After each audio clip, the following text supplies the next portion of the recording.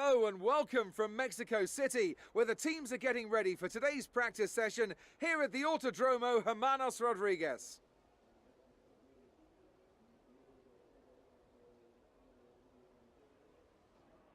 Now then, Anthony Davidson, we've had some really strategic races over the past couple of years, thanks to the current three-tyre compound system, and of course the groundwork for all those strategies comes from the free practice sessions like this one.